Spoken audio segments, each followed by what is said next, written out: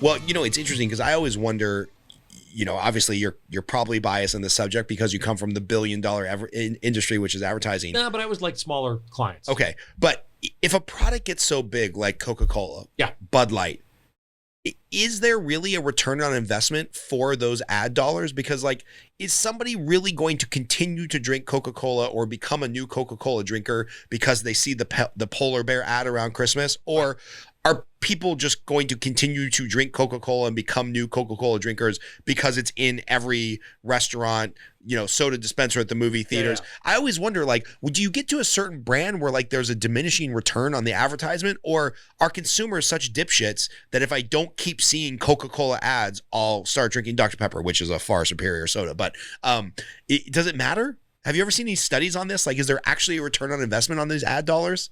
First of all, when we're off the air, I will tell you the brand of Dr. Pepper original recipe made with cane sugar that you can find. Kroger's, right? Okay. All right. Well, Galco Soda Pop Shop in my neighborhood of Highland Park that I can get you OG Dr. Pepper. Okay. This is going to be the highlight of my life because I love Dr. Pepper. It's a big thing. That probably accounted for 20 pounds of my weight gain in my 30s because I love Dr. Pepper. I've had to really slow it down. I only have one once in a blue moon, but God, I love Dr. Pepper. 23 flavors. It's amazing. It's a quality product. A couple of things, and I'll do two different takes on this. This was explained to me once, and it stuck with me. So it isn't necessarily correct. It just stuck with me, and it's a way to look at it. And they were talking about a major brand like Coca-Cola. Said and they might have used Budweiser, but I think it was Coca-Cola. But if you stopped advertising Coca-Cola, pulled out all the stadium signage, pulled out all the commercials, because it's not just commercials, right? It's right. all the places you're exposed to Coca-Cola, and you just had it on the shelves, and you just had it in McDonald's. So you go to a fast food place, they have Coca-Cola, and you see it on the shelves. That's it. You pull the plug on everything else. It doesn't fade away right away because people are so used to seeing that stuff. Right. You're so used to seeing that stuff, but little by little, 10 years down the road, you haven't seen something for 10 years. Anybody who's young, who might have started drinking Coca-Cola, kids don't drink Coca-Cola. Yeah, kids don't drink soda. Yeah. Drink whiskey and Negronis instead. Way better for you. Very good Negroni. But so it was explained to me that way. It's not that they need to do it constantly. It's like there's an overall presence that they need. And Coca-Cola, Starbucks used to do a thing where they didn't really for years. Starbucks didn't advertise. Now they do.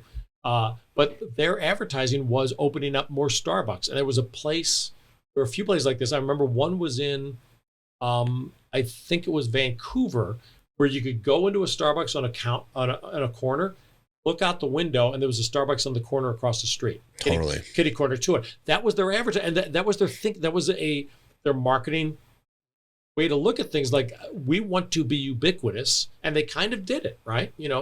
So everything matures. All these brands do the product life cycle, and eventually they get to the point where they have to do something. And Starbucks got to the point where we can't buy any more places to do Starbucks or whatever. We have to start advertising and start to expand, and now they do different things or whatever.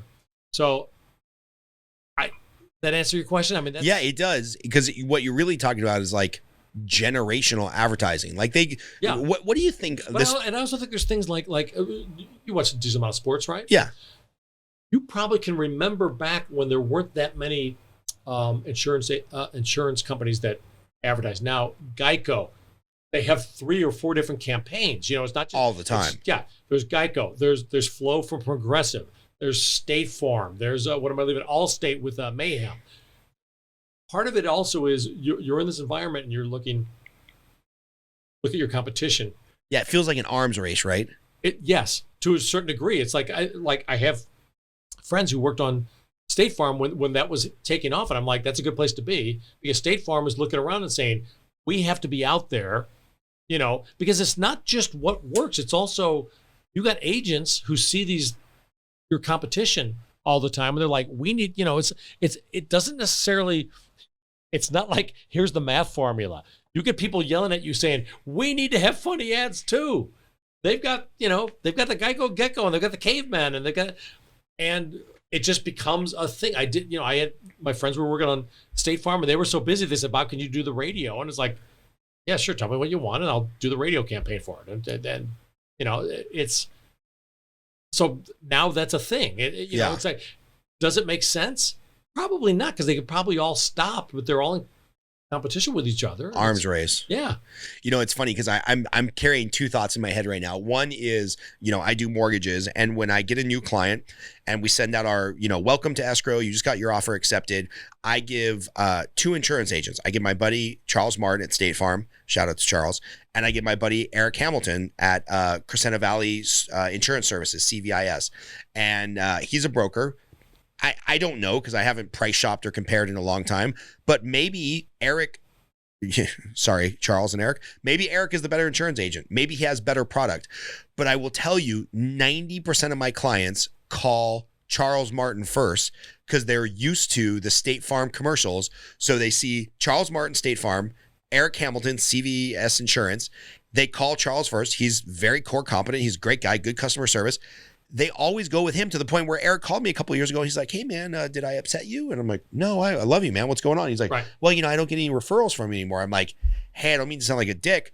I always put 2 names on there. It used to be you and some other broker that had a nondescript name of the company. And I feel like I'm throwing out too many like marketing terms, but there's a thing, unaided awareness and top of mind awareness. Like say the first one, unedited? Unaided awareness. Unaided where like you just, that's the person you think of.